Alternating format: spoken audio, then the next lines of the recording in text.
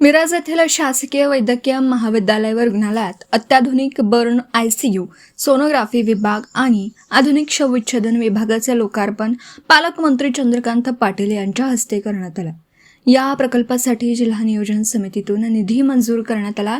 कार्यक्रमाला माजी मंत्री व आमदार डॉक्टर सुरेश भाऊ खाडे, आमदार सुहास बाबर, जिल्हा परिषद अध्यक्षा संगीता पाटील तसेच वैद्यकीय अधीक्षक डॉक्टर प्रियंका राठी, उपाध्यक्षक डॉक्टर रुपेश शिंदे, नगरसेवक अतहर नायकवडी, सागर वनखंडे यांच्यासह विविध मान्यवर उपस्थित होते। मिरज शासकीय रुग्णालयात सांगली, कोल्हापूर, सोलापूर तसेच कर्नाटक राज्यातून मोठ्या संख्येने रुग्ण उपचारासाठी येतात। त्यामुळे रुग्णांना दर्जेदार व तातडीच्या सुविधा उपलब्ध करून देण्यासाठी गेल्या काही वर्षांपासून आधुनिक यंत्रसामुग्रीची उपलब्धता वाढवण्यासाठी आली आहे। विशेषतः बर्न जळीत रुग्णांची वाढती संख्या लक्षात घेऊन अत्याधुनिक बर्न आयसीयू उभारण्यात आला। तसेच सीमावर्ती भाग व राष्ट्रीय महामार्गाजवळील स्थानांमुळे मृतदेहांच्या तपासणीसाठी आधुनिक सुविधांनी सुसज्ज असं शवविच्छेदन गृह उभारण्यात आलं। या नव्या सुविधांमुळे गरीब व गरजू रुग्णांना मोठा दिलासा मिळणार असून मिरज रुग्णालयाच्या आरोग्य सेवेला अधिक बळकटी मिळणार आहे। N24 मराठी न्यूजसाठी मिरजहून प्रतिनिधी मुस्तफा मुल्ला।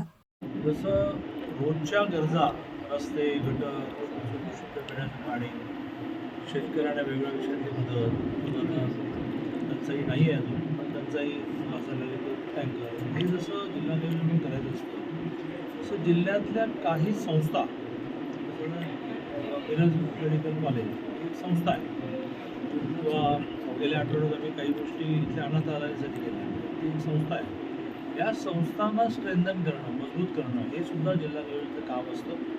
आणि त्यातून सुरेश भाऊ पालकमंत्री असताना तर 22 कोटीचं MRI मशीन दिलं की ज्याचे कितीही स्वस्त म्हटलं तर 2700 रुपयाला टेस्ट होते।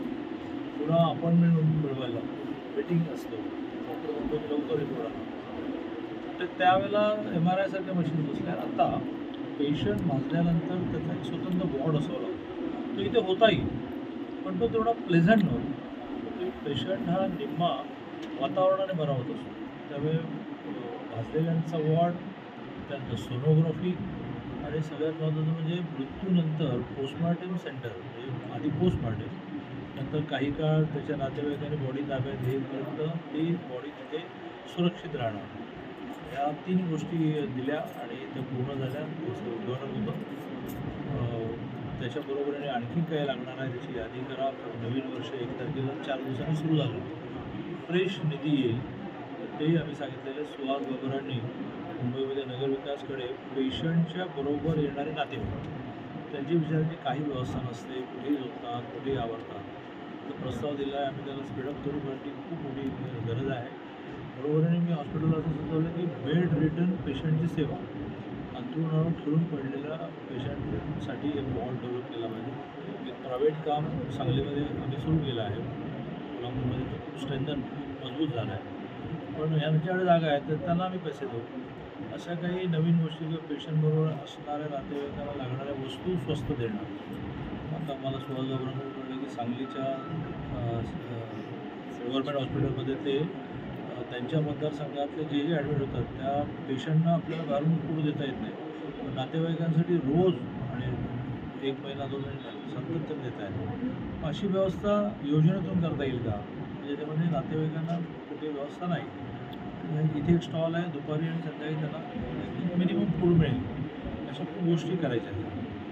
गव्हर्नमेंटचे ह्या इन्स्ट्रुमेंटच्या तुलनेत ते फार स्वस्त आहे, 8 कोटीला मिळते। कोल्हापूरच्या काळसिद्धेश्वर महाराज मंडळाला तर CSRमधून दिली, शापूरबाला फिलिप्सची दिली, तर ते 8-12 ह्या रेंजमध्ये असतं। बरं, ठीक आहे।